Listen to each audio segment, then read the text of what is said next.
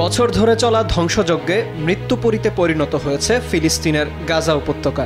লাগাতার হামলা চালিয়ে এ পর্যন্ত দেশটির ৪৪,০০০-এরও বেশি মানুষকে হত্যা করেছে ইসরায়েলিরা। আর যারা বেঁচে আছেন তাদের জন্য খাদ্য, পানি, ঔষধ, চিকিৎসা, জ্বালানি সহ নিত্য প্রয়োজনীয় সকল জিনিস প্রবেশের রাস্তাও বন্ধ করে দিয়েছে হানাদাররা।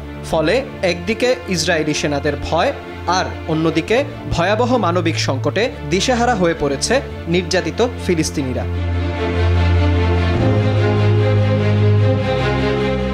গেল কয়েক মাস ধরে গাজা উপত্যকায় জ্বালানি সংকট প্রবল আকার ধারণ করেছে। পরিস্থিতি এখন এমন পর্যায়ে পৌঁছেছে যে জ্বালানির অভাবে যে কোনো মুহূর্তে বন্ধ হয়ে যাবে এখানকার সব হাসপাতাল। গেল শুক্রবার গাজার স্বাস্থ্য মন্ত্রণালয় সতর্ক করে জানায়, জ্বালানি পরিবহন ঢুকতে না দিলে গাজার সব অঞ্চলের চিকিৎসা সেবা আগামী ৪৮ ঘন্টার মধ্যে বন্ধ করে দিতে হবে। আর ইসরায়েল অবরোধ তুলে না দিলে পরিস্থিতি আরও ভয়াবহ পর্যায়ে পৌঁছবে।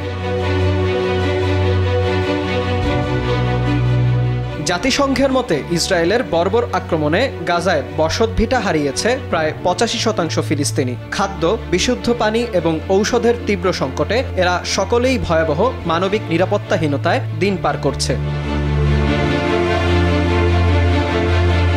অন্যদিকে গাজার উত্তরাঞ্চলের মানুষ দুর্ভিক্ষের দ্বারপ্রান্তে রয়েছে বলে সতর্ক করেছেন ফিলিস্তিনি শরণার্থীদের জন্য নিযুক্ত জাতিসংঘের ত্রাণ সংস্থার প্রধান ফিলিপ লাজারিনি। তিনি জানান, গাজায় ত্রাণের পরিমাণ সেখানকার বাসিন্দাদের বেঁচে থাকার জন্য যথেষ্ট নয়। অঞ্চলটিতে গড়ে প্রতিদিন ৩০ ট্রাক খাবার সরবরাহ হচ্ছে, যা দৈনিক চাহিদার ৭%-এরও কম।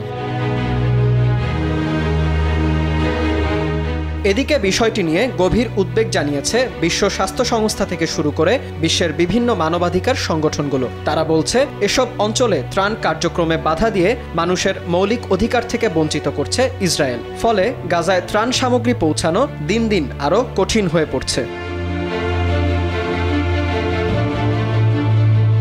বহুদিন ধরেই অঞ্চলটির বিভিন্ন অংশে, বিশেষ করে উত্তর গাজায় লাগাতার অভিযান চালাচ্ছে ইসরায়েলি সেনাবাহিনী। স্থানীয় প্রশাসনের অভিযোগ, ক্ষেপণাস্ত্র হামলার পাশাপাশি সাধারণ মানুষকে না খেতে দিয়ে মেরে ফেলার পরিকল্পনা করছে নেতানিয়াহু সরকার। জাতিসংঘের মানবাধিকার কমিশন জানিয়েছে, এখন পর্যন্ত দেশটিতে ইসরায়েলিরা যত মানুষকে হত্যা করেছে তার ৭০%ই নারী ও শিশু। তাই এমন পরিস্থিতি চলতে থাকলে অঞ্চলটির মানুষ চরম অস্তিত্ব সংকটের মুখে পড়বে বলে আশঙ্কা করছেন বিশ্লেষকরা।